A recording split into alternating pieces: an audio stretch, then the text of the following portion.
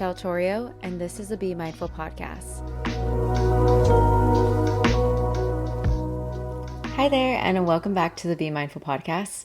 On today's episode, we're going to talk about a skill that I believe you need if you don't have it yet. And this is a skill that I really believe that it can improve each and every one of our lives, but it's also a skill that I know a lot of us weren't taught. I mean, I wasn't taught this.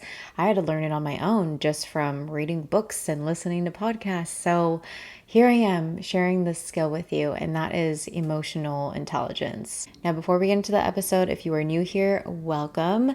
If you are interested in mindset, manifestation, transformation, and just bettering yourself, then this is the podcast for you. So make sure you subscribe and follow for more. All right, let's get right into it. So what is emotional intelligence? Like, what skill is this? So this is you having the awareness of your emotions at all times. And the reason why this is important is because it can really improve every area of your life. Like, it can improve your communication skills with your partner or your friends. It can improve your confidence. It can improve your career and you achieving your goals. It has such a positive impact in your life when you have this skill, because it's not for you to control your emotions. Like, it's far from that. Having emotional intelligence is you being able to navigate through your emotions so you don't stay stuck in a low vibration like sadness or staying angry. Now, of course, before we end this episode, I'm going to make sure I give you some actionable steps you could take today.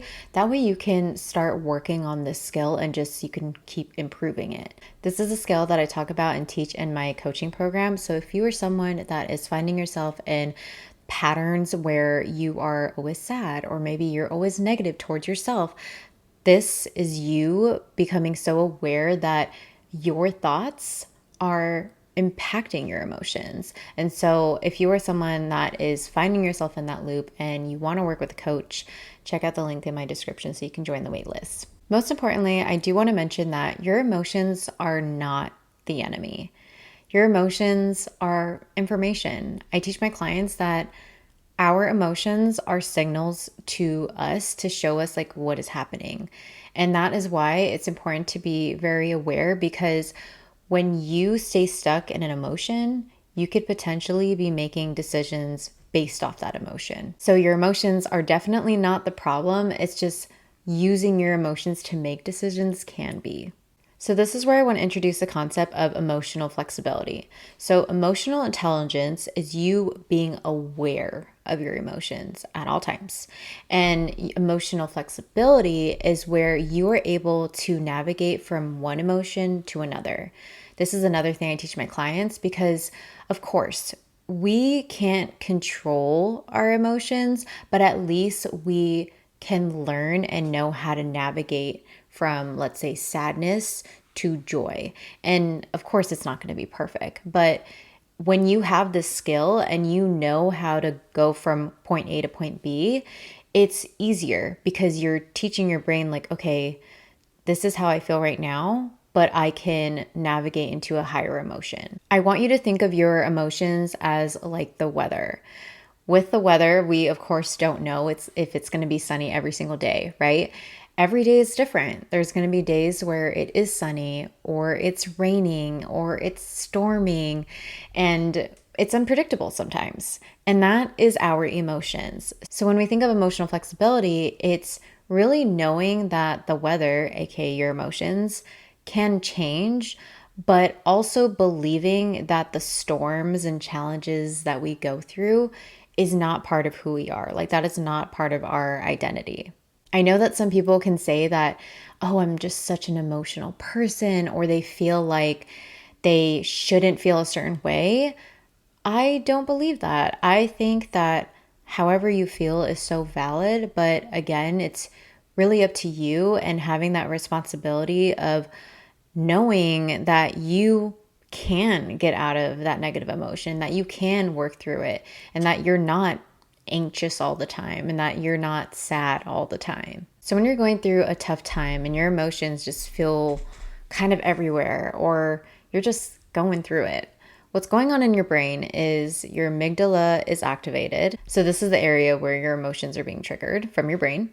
And then what also happens is your prefrontal cortex. So this is the area, like right here, literally the front part of your brain is your prefrontal cortex.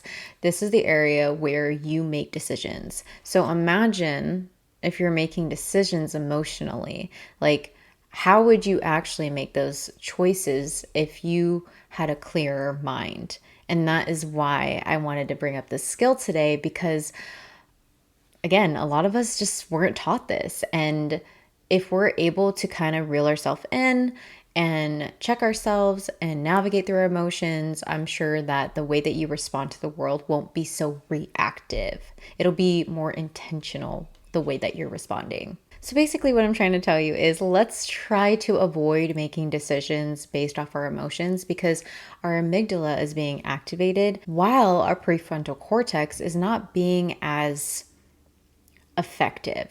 I'm sure you have been in a situation where maybe you're just so angry at someone and then you send the angry text and then later you look back and you're like, dang, I shouldn't have done that. And it's because you responded through anger, or maybe even just like making impulse buys because of the way the product makes you feel, but it's really not something that you need or technically should be buying at the moment. I'm sure a lot of us have been there too. So having emotional flexibility really allows us to restore access to the thoughtful decision making. When you become so aware, this can truly change your life. And the reason why it can change your life is because you don't have to fight every emotion. Instead, you can be the observer and just be so aware, like, okay, this is how I'm feeling right now. Why did it start? Like, how did I get here? So even if you're in a situation where you feel like you're disappointed or you're frustrated or even nervous for something, you can pivot from that thought and think a higher thought that it's okay, I'm feeling this way, but I'm still going to show up for myself. And what that does, it teaches your brain resilience. And another thing about having emotional flexibility is you're way less stress because you're not being reactive anymore. You're really understanding what matters and what's important to you, and leaning on focusing on happiness and being joyful and knowing that every situation that you go through, whether it's good or bad, is temporary. And when you're emotionally grounded, you're more likely to go after your goals. You don't feel as stressed within your mind because you know what to focus on. When we are not making decisions based on our emotions, you will start to notice more opportunities. Like things will be clearer for you, and you'll be able to make decisions that align with your values, and you'll be able to show up consistently. And those are the behaviors that naturally change the results you want to create. Now, I want to remind you that I'm not telling you that you need to be perfect all the time and that navigating from a sad emotion or a low vibration emotion is always going to be easy. But remember, with repetition, you are training your mind how to navigate, right? So if you are someone that is pretty reactive and you've been that way your whole life and you want to respond with more calmness, this is what I recommend. I recommend that you become aware of your emotions. That's literally the first step. I always tell my clients the first step to change anything is awareness. And so just monitoring yourself and seeing how you feel, that's going to be able to tell you like, okay, this is how I feel majority of the time. Like what needs to change? And with emotional flexibility becomes more peace, right? Literally peace of mind. And peace isn't the absence of difficult emotions. Like that's not it at all. It's just knowing that every emotion doesn't become your identity. Like it's not who you are. This skill is so important for me to share because I know what it's like to be so reactive. Growing up, I feel like I allowed so many things to bother me or upset me, and I would stay in those emotions for so long. Like, for example, if there's something that I was working towards and I didn't do as well as I wanted to, I wouldn't be proud of myself. Instead, I would be more angry and upset at how the results were, right? And I would stay in those emotions. I would stay so upset, and I'd be going over everything in my mind of how I could have approached it differently and what I could have done better, and just staying in those low vibration emotions. When in reality, I could have been like, okay, I did my best. It is what it is, but what can I do to be better next time? Like, what could I do to improve? But I wasn't taught how to navigate through my emotions. Like, we're not taught that in school, and my parents didn't teach me that. And maybe whoever is listening to this right now or watching the video, you weren't taught that either. So, this is why I bring this up today, because we can show up fully for ourselves and for our loved ones when our cup is full. And part of filling our cup is really learning how to focus on what gives us more joy and knowing how to step out of the emotions that don't provide us joy. So I'm going to share with you these 5 prompts that are going to help you navigate through your emotions. And try this. Try this for a month and see how you feel, because the moment you start teaching yourself to be aware, you'll start to create this as a habit. And when you create that as a habit, it'll become unconscious, and then your brain will be wired to do that every single time. So I want to call this practice the pause practice, okay? And there's 5 prompts. The first question I want you to ask yourself is, what am I feeling? And I want to make sure you use this prompt in a time where maybe you're just going through it, you're having a hard time, maybe you were triggered. Specifically during those moments, I want you to write this down. So the first question, what am I feeling? And the second question is, what triggered this? The trigger is so important. So for example, let's say you were feeling really sad, and you were feeling sad because maybe you were on social media and you were comparing yourself to other people. Comparison does absolutely nothing. It is pointless. It's never a win-win situation. It's always a lose-lose. Just want to mention that. But maybe that's the reason you were triggered, okay? That's just an example. The third question I want you to ask yourself is, what is a story that I am telling myself? So in one of my past episodes, I can't remember which one, but I was talking about how we tend to have a lot of bullshit stories that we tell ourselves. And let's say in that scenario, when you started comparing yourself, you were telling yourself that you weren't good enough, or you will never be as pretty as these other girls, or whatever it is, all this bullshit, right? It's very important that you become aware of this. This is emotional intelligence, right? You're becoming aware of your emotions. You're seeing what triggered it. And then you're learning about yourself, like what is going through your mind, like you're understanding your own thought patterns. And the fourth question is asking yourself, how do I want to respond to this? Like I mentioned earlier, we want to be intentional with how we respond and no longer reacting. We want to be able to make decisions not emotionally, okay? We want to make clear decisions, and that is exactly why we want to understand, like, how do we want to respond? So if you have been in that scenario before where you've compared yourself and you're going through this, right?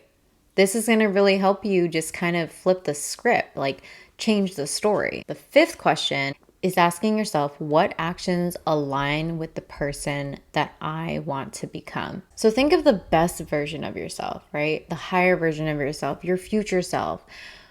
What would they do? Like, would they be comparing themselves? Like, what would they do in this situation if they found themselves feeling this way? And how would they want to respond? So let's go over the 5 questions again. I need to look at my notes so I don't forget them. So 1, what am I feeling? 2, what triggered this? 3, what story am I telling myself? 4, how do I want to respond to this instead of reacting? And 5, what action aligns with the person I'm becoming? This is going to be your pause practice, okay? So anytime you are going through a negative emotion, try this out. See what you learn about yourself. There is so much power in being able to be so aware, because you have a choice. You have a choice on what you want to focus on.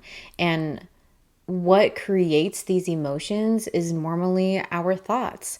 So really become aware of your emotions daily. And if you find yourself not happy or you find yourself focusing on things that drain you, that are energetically draining, your emotions are going to tell you those are your signals. That's what I always tell my clients. Emotions are signals. Your relationship with your emotion often determines your next decision. And over time, your decisions is what shapes the life that you create. So the goal here isn't to become someone who like never feels fear or sadness or anger. The goal here is for you to become someone who feels their emotions but knows how to navigate through them so that they can continue moving forward.